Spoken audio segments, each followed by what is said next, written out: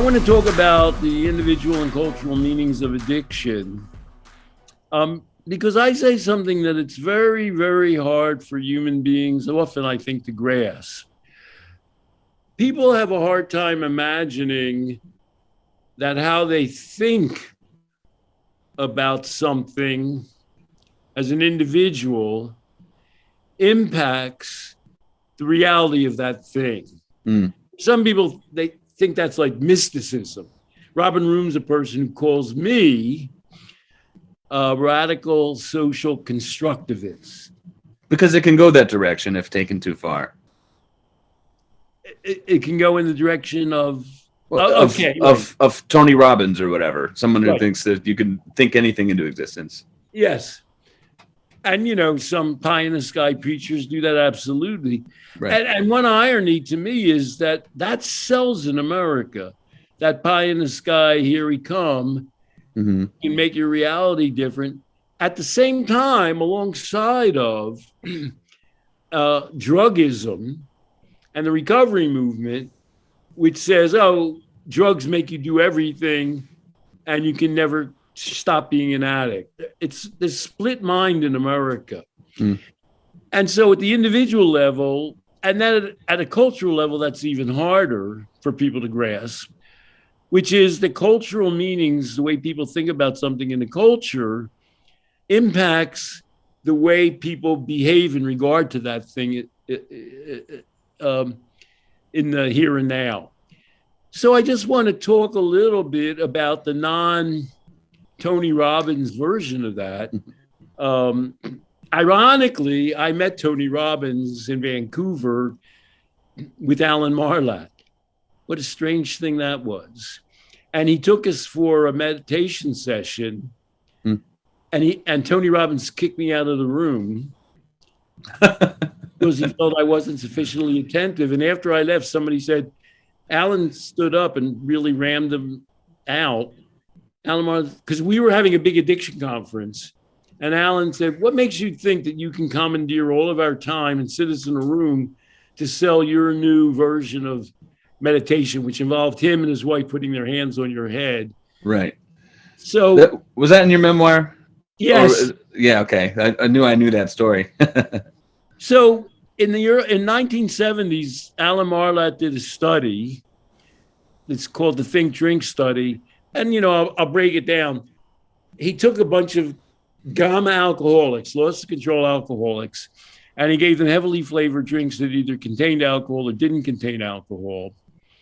And he told them randomly they contained alcohol or didn't contain alcohol. So 1/4 of the alcoholics consumed alcohol and didn't know it, and 1/4 consumed alcohol and knew it, and 1/4 didn't consume alcohol and knew it, and 1/4 consumed alcohol and thought didn't consume alcohol and thought they did. And what determined how much they drank was what they thought they were drinking. Isn't that unbelievable? Then I want to move on to Nick Heathers, a great researcher. He wrote a paper in the early 80s called A Cultural Delusion of Alcoholics. It's a treatment program paper. And alcoholics who believed in one drink, one drunk, after treatment, were more likely to relapse. Their belief that they couldn't control their drinking contributed to their loss of control. Jim Orford published a fabulous study in the mid-'80s where he compared, this took guts. He did persuasion versus dependence. He asked people, how alcohol dependent are you? And people are funny. They classified themselves as more or less dependent, but that didn't jibe with a standard alcohol dependence measure. And Orford found that their persuasion of what they were was more important than actually objectively how dependent they were in terms of their ability to control drink following treatment. And finally, Bill Miller did a famous study. It was in the early 90s in the journal Addiction, determinants of relapse. And people who believed in the disease theory of alcoholism were more likely to relapse following alcohol treatment than those who didn't. Mm. So a group, now, as far as I'm aware, I don't know everything that's being done. There was a burst of these studies by some genius people, and they all pointed in the same direction. I don't believe that that kind of research is being done similarly today. And I even have reason to wonder sometimes whether some of these same people, Alan Marlett of these four people is dead, actually still would emphasize these things as much. So let me jump to the social and cultural level. There's a strange finding. Well, let me use Nick Heather as an example. Nick Heather visited me, and he happened to bring along with him a book by a man named Dan Beaucamp, which presented what became the public health model of alcoholism. And I think the title was Drinking and Its Problems. And it proposed that the more a group of people drank, the more likely they were to be alcoholic. And that's now the public health model of it. So let me describe my puzzlement. In the early 80s, you could get fried and fricasseed, burned at the stake for saying some alcoholics could resume controlled drinking. Nick Heather did that research I described, and he also wrote the book with Ian Robertson called Controlled Drinking. And he said things that were just so bodacious. He said, this book disagrees with the concept that only problem drinkers, there used to be a thing, problem drinkers versus alcoholics. And in America, even the controlled drinking advocates, Bill Miller and Al Marlett, would say, we're not saying alcoholics can become moderate drinkers. And Nick Heather, at the introduction to his book, said, these techniques are not limited to so-called problem drinkers, or they're not impossible for any level of dependent drinker. And that same man who wrote that book, which saved my life, because at that time in the early 80s, the Sobels had been attacked by Mary Pendery et al. In Science, the journal, by the claim that their controlled drinking study, which showed that alcoholics did better when they were taught controlled drinking techniques, which are essentially relapse prevention techniques, than did strictly abstinence people. And we've discussed that whole thing. We talked about, what's it called? A drunken woman, the movie where Single drunk female? Is that what the one? Single drunk female, where she goes to rehab, she comes out, she gets drunk and drives, which is the opposite of relapse prevention. And they use that as an advertisement for abstinence recovery, 12-step recovery. And the Sobel study nowadays, we would think of as a harm reduction study. They showed people how to cut off when they began drinking so that it didn't explode into something really bad. So here's Nick Heather in my house,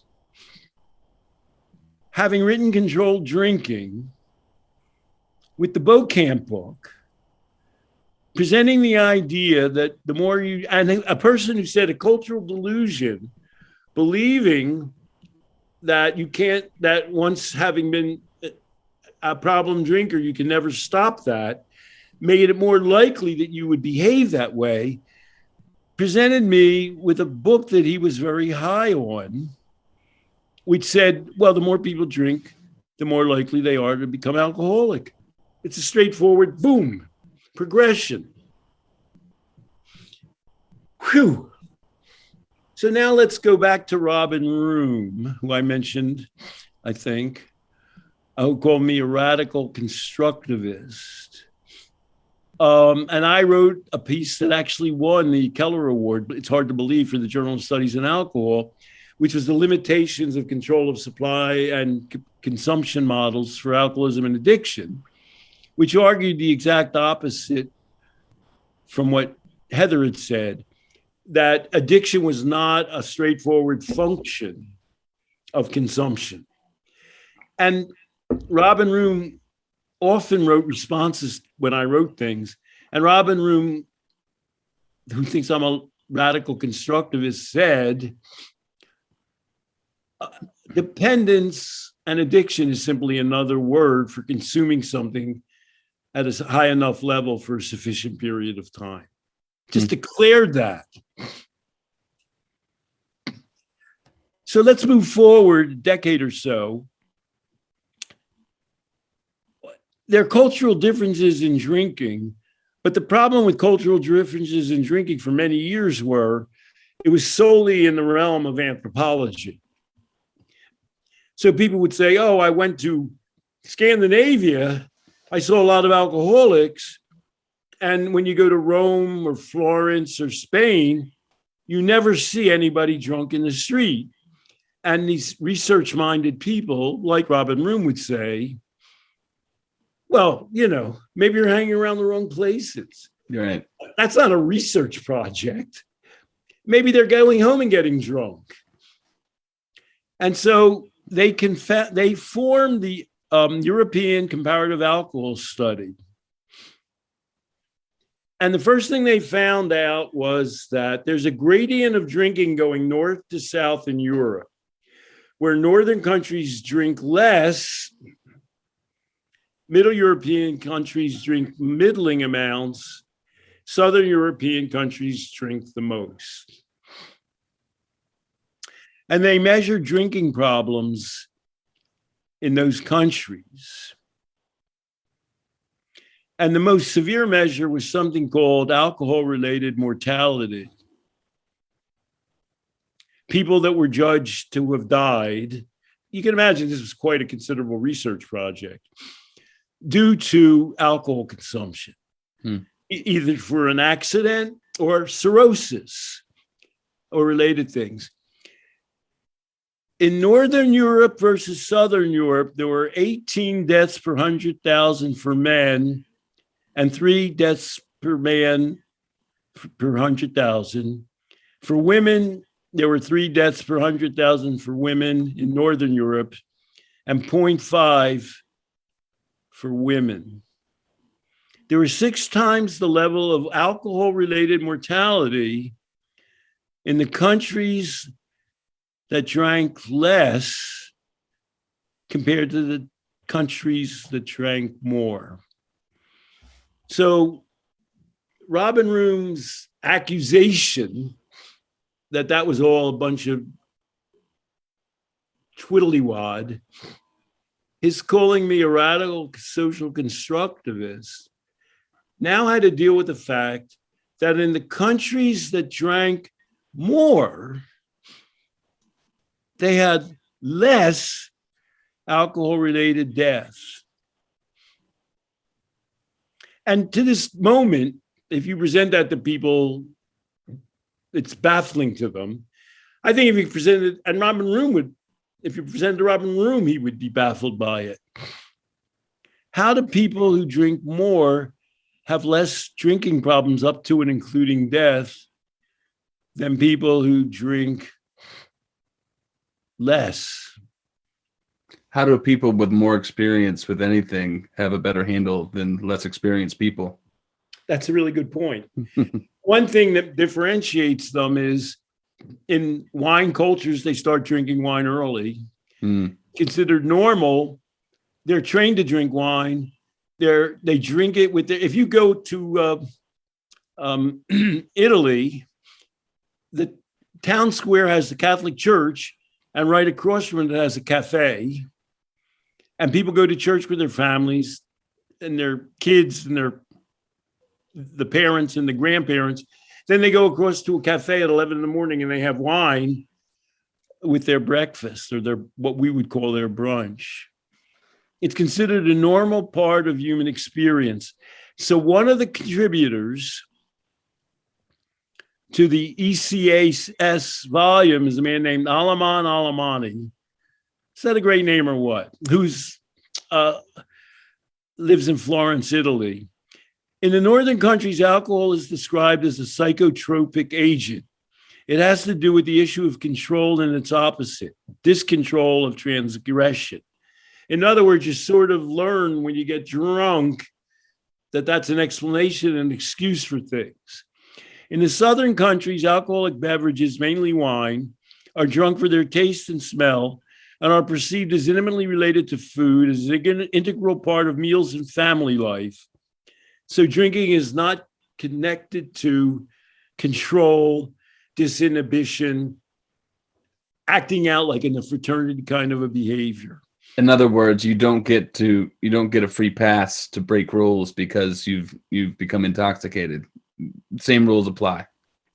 And I always use this one case study. I was in North Beach in Italy, in San Francisco with my wife. We were the group of Italians. We were sitting around a table drinking, drink after drink. It was a Sunday morning. It's not an activity I normally engage in. It's cultural exploration. And one of the Italian guys had brought a friend who was American from the South. And he started to misbehave. And he started trying to tip the waitress by sticking money into her clothing. And the guy who was at the head of the table looked at the Italian guy that we knew. That's all he did. He looked at the Italian guy we knew, and I saw the Italian guy tap the Southern American on the shoulder, and he said, "I need to speak with you." And they went to a corner. You know me. I went and listened. He said, "We don't do that here. You're going to have to leave." Is that powerful? I mean, he was trying, a little late in the game, he was communicating what he knew about alcohol to a man who hadn't learned that on his own. Mm. And what's that teach us? It teaches us that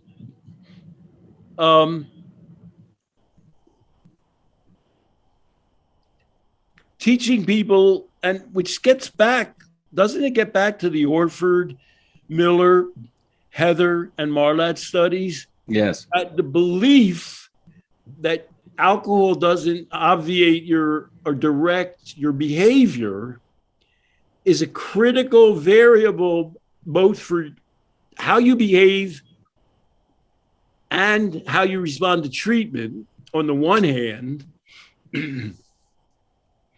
and how a cultural deals with something on the other hand. And that's a very radical concept for people to come to grips with. In America, the disease concept of addiction holds sway. And the disease concept of addiction is the opposite of what they were taught in that cafe in Italy and in that Sunday morning brunch. Well, I don't know if we had anything to eat. It was a cafe in North Beach, San Francisco.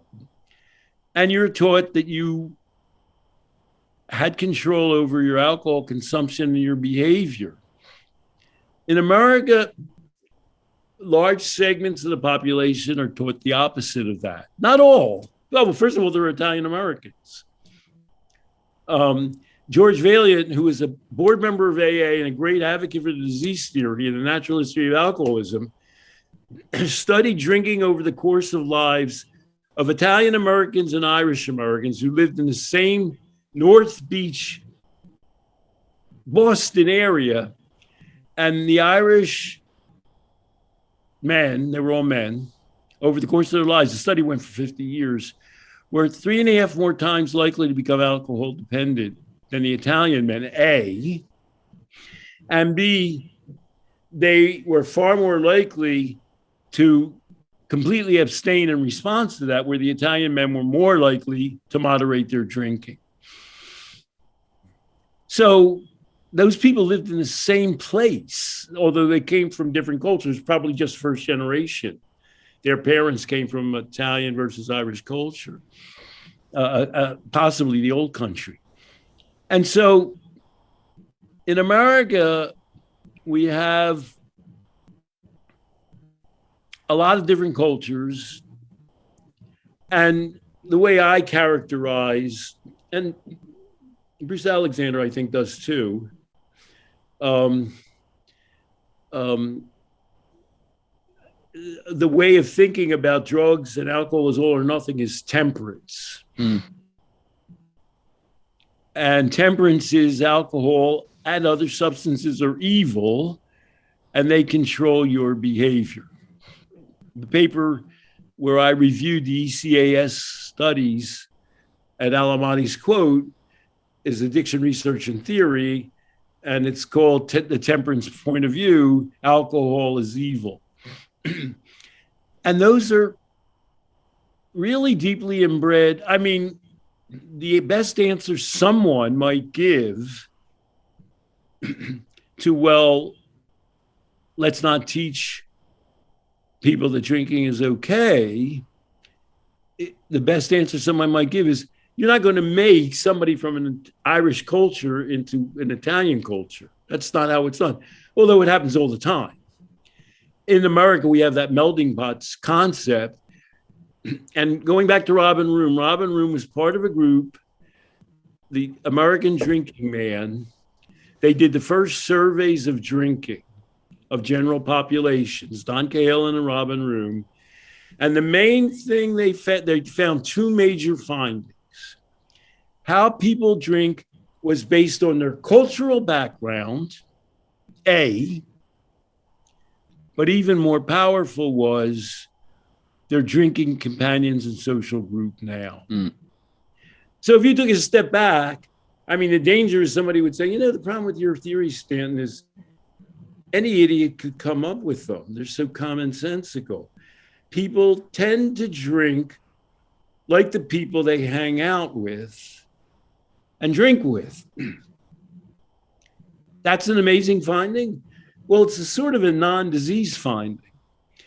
And so we're in a point in America, I call it warring visions of drug use. Right now in America, we're legalizing drugs and marijuana for starters, and we're decriminalizing a host of other drugs, which means a ton of different things, which we've discussed.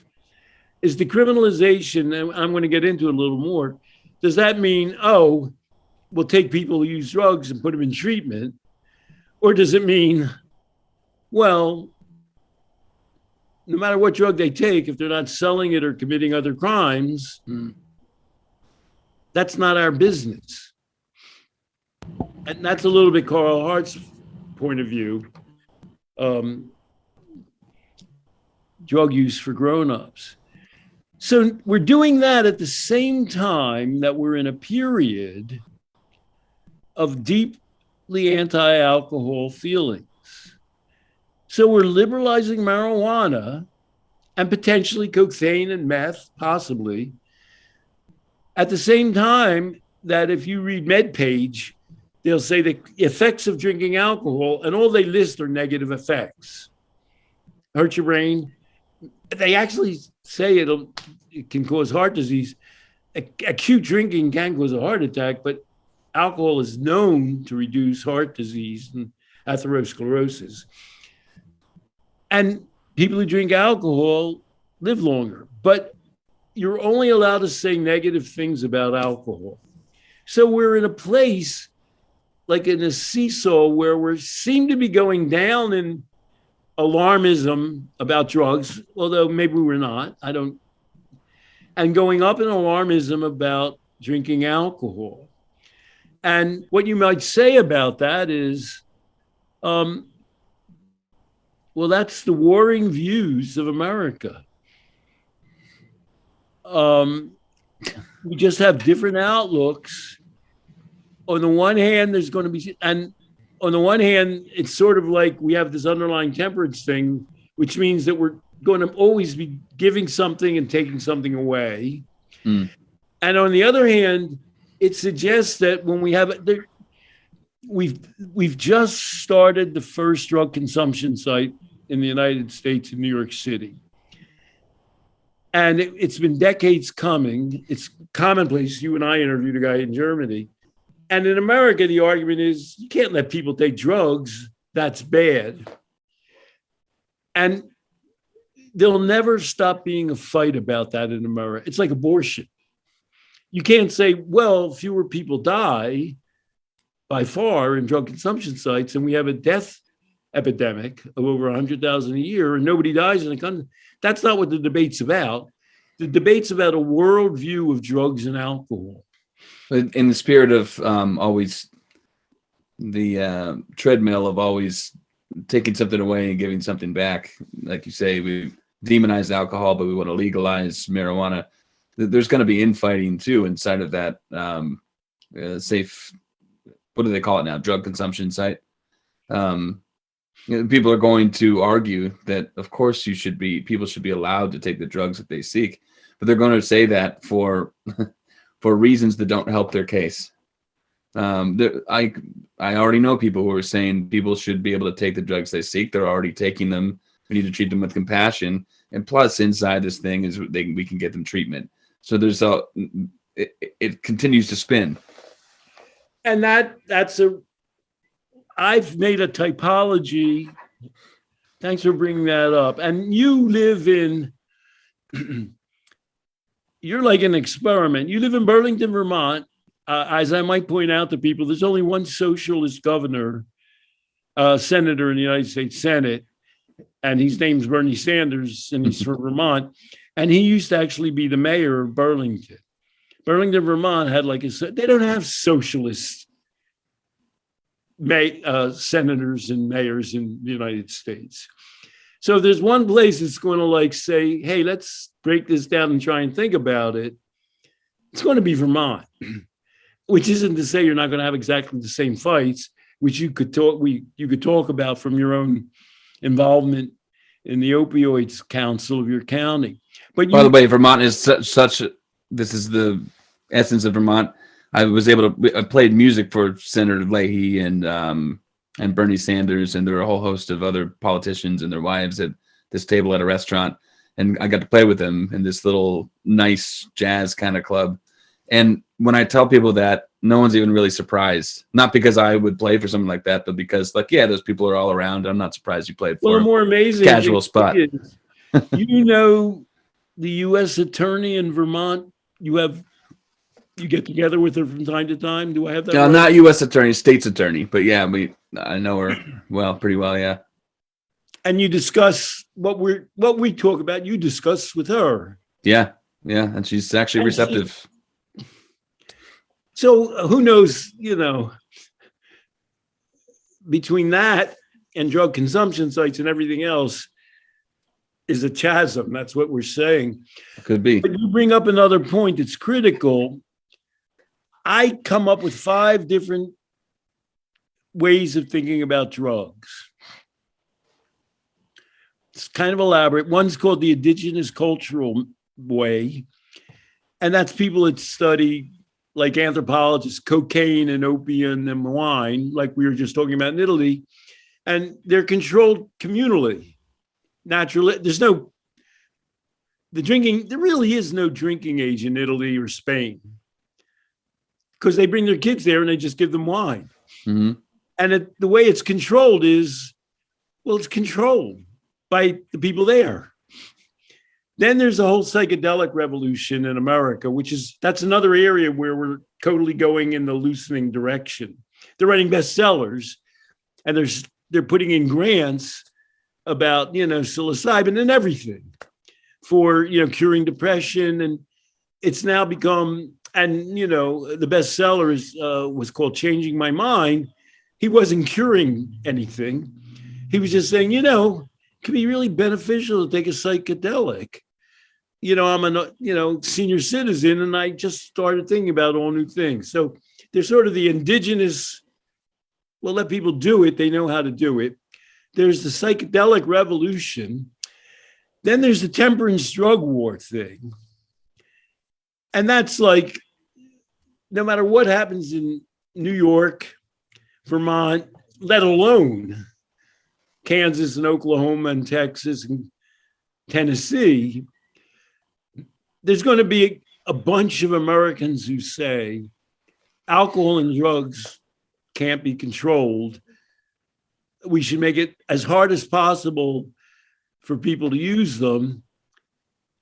And very often those people say, and put them in jail if they use them. That's the drug war mentality.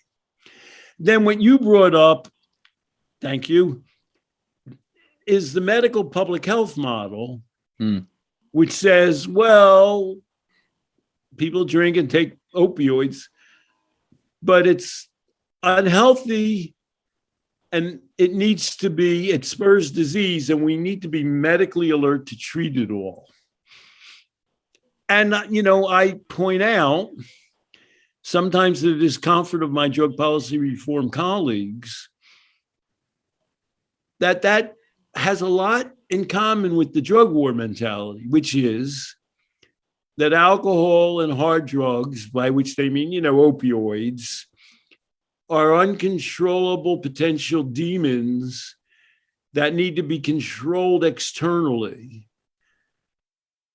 by legal means or by treatment. And then finally, God bless Carl Hart, Drug Use for Grownups says, we sort of know really that most people control their own alcohol use. That's what they do. We sort of kind of have remembered or just learned, Boehner, the former speaker, conservative Republican Speaker of the House, is now a representative for the commercial marijuana industry. I still can't believe it. So things, if people are sort of saying, people take marijuana, and then we're debating, well, where's meth and cocaine and heroin fall in all of this? And, there was the Oregon resolution which passed, which defelonized. You can't walk around with meth and heroin and cocaine, but if they got you, they give you a ticket and they refer you to a group to determine if you have a problem. It's not legalized, it's something else. And then there's this further out version of normalized drug use.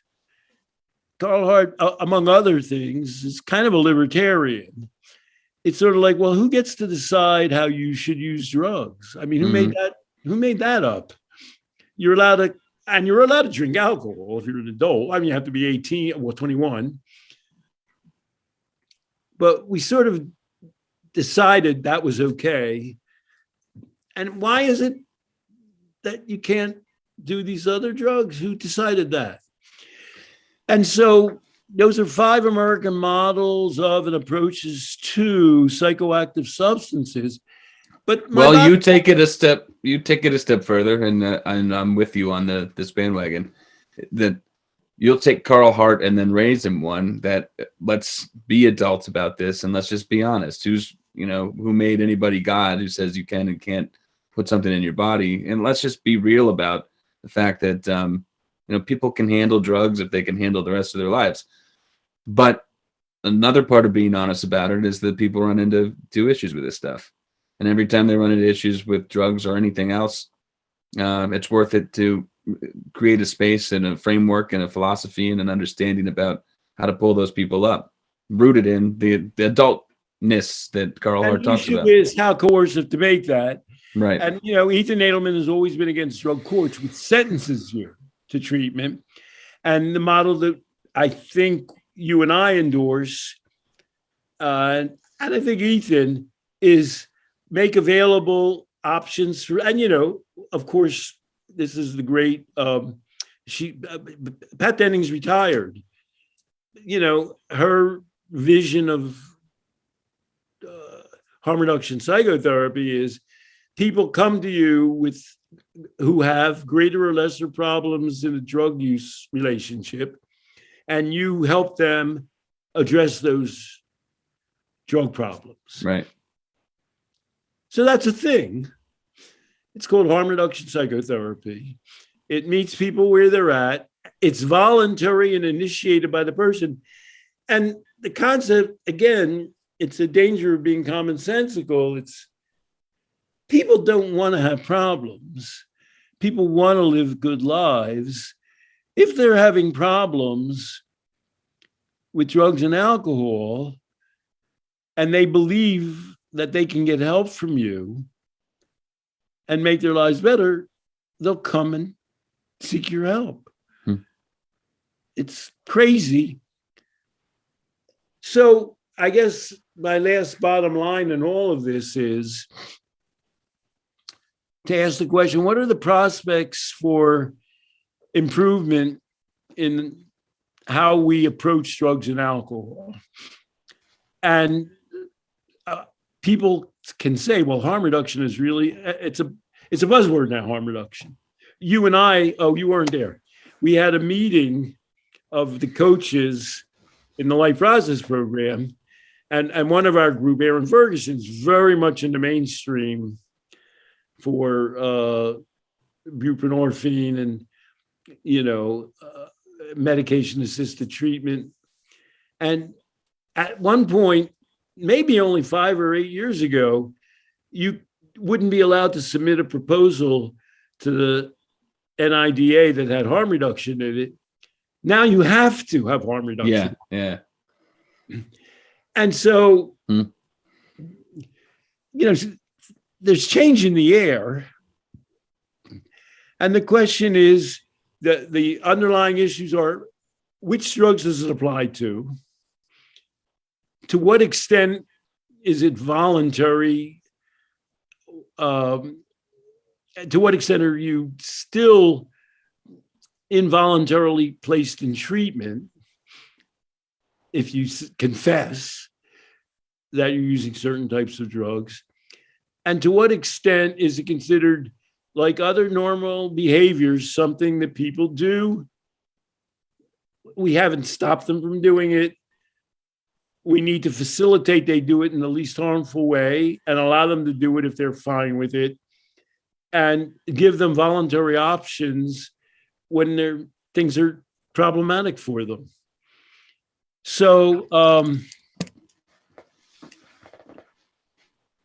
that's the final line is our warring visions of drug use and drug treatment. And the pessimistic version of that table I gave you was Indigenous cultural approaches sort of say laissez-faire. Psychedelic approaches, well, they're focused on psychedelics.